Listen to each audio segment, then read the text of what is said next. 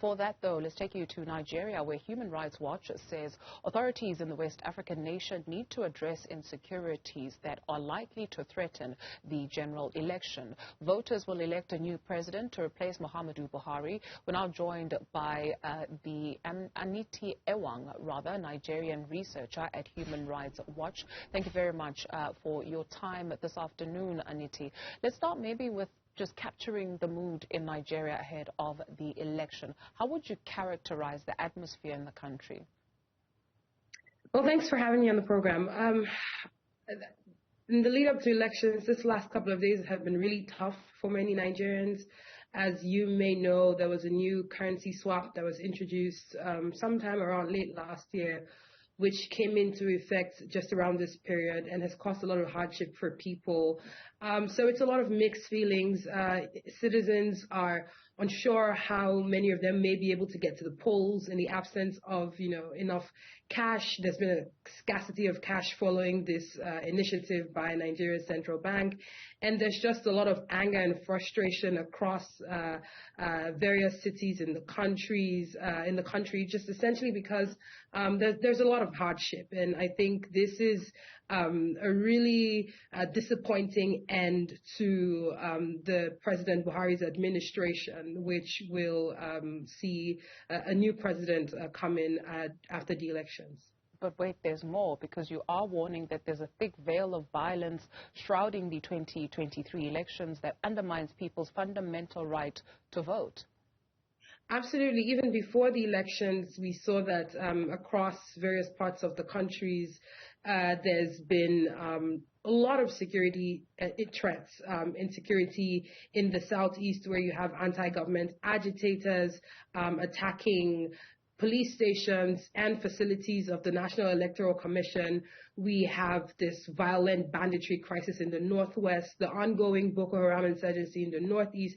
Now, these security challenges have been there, and they only stand to be exacerbated during the elections as more citizens are afraid that their safety and peace at the polls are not certain. So, I mean, it's a situation where the security forces have taken very little or no steps to sort of ensure the citizens and ramp up confidence that the polls will be safe. This month alone, since the beginning of February, we've seen 7 attacks against police stations and offices of the National Electoral Commission in one state in the southeast alone. And this is quite significant. When you're asking people to come out to the polls, you're asking them to also ensure that the electoral process is as it should be by staying at the polls during the entire process.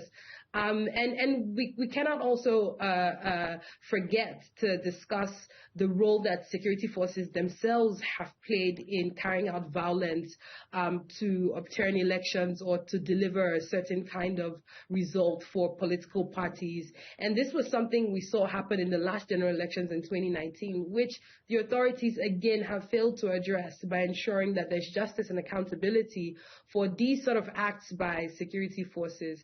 Now, even though the police have gone on to adopt a code of conduct for their personnel who will be in the field during the elections, and the army has warned that its personnel should also not get involved in anything around the elections apart from providing safety and security to voters.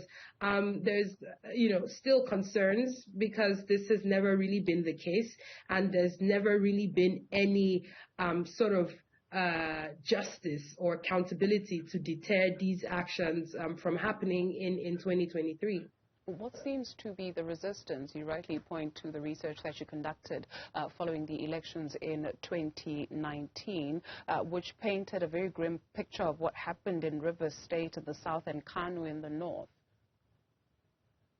I mean, essentially, it's a deep system of impunity with the Nigerian security forces and also with the military.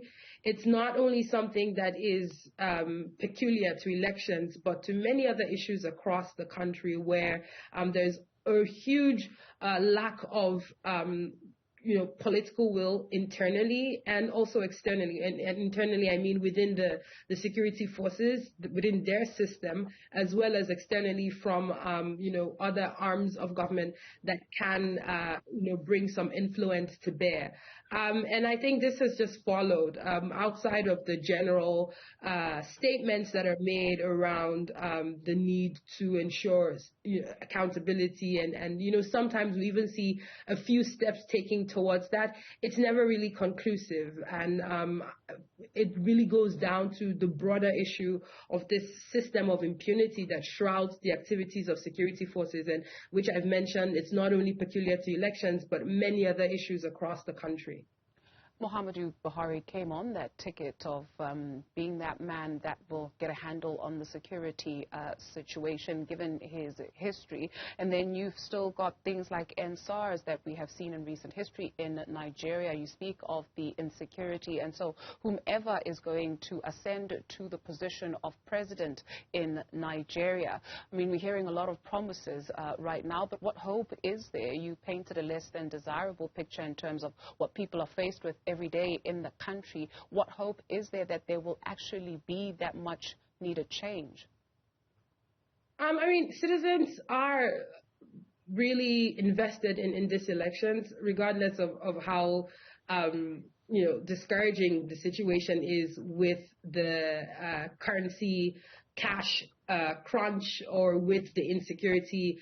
We've seen, an increased number of voters who I believe will do everything that they can to get to the polls, to elect a leader that hopefully can reflect and ensure that the issues that Nigerians are facing are critically dealt with. I mean, it's different people have their hopes and dreams for the various candidates, but our main concern is that the will of the people is reflected in these elections, and that can only be done when people have a chance to go out to vote and the electoral process is not truncated by violence or insecurity or just the actions of political actors who've got a lot of influence.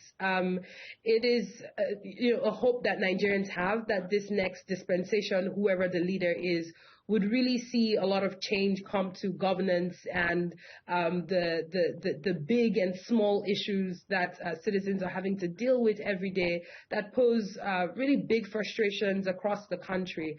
So it's really about having the people's will be reflected in the process and ensuring that the elections actually are free, are fair, and are credible.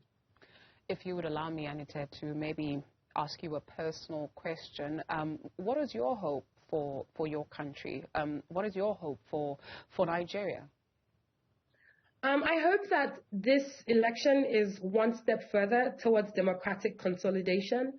I think that we've seen lots of questionable things happen around this time. But for me, one thing I take away from this period is also the fact that we're making progress. No matter how little or no matter how bleak the situation may seem, we're making progress. We've been able to hold elections every 4 years since our transition to democracy in 1999. Now, the extent to which those elections have been credible, in some cases they have been, lauded as very credible. In some cases, not so much. But I think that in itself it's progress, considering the fact that on the continent we're seeing a lot of decline in democratic efforts in countries like Mali, Burkina Faso, and Chad, where you've seen the military takeover from democratic institutions. I think that this elections are really, really important for Nigerians to show further that we can consolidate democracy. We can go a step further in ensuring that the will of the citizens are reflected, and that we are a beacon of hope, across the continent, regardless of how terrible the situation may seem with insecurity. That our electoral process can be a bit more credible, or can be seen as a bit more credible after these elections. And I'm really hoping that we see less violence. I'm hoping that justice and accountability, if violence takes place is seen to be done, and that citizens just come away feeling even more powerful, and as though their participation in the political process makes a difference. It is so. Anietie Ewang, Nigeria researcher at Human Rights Watch. Thank you.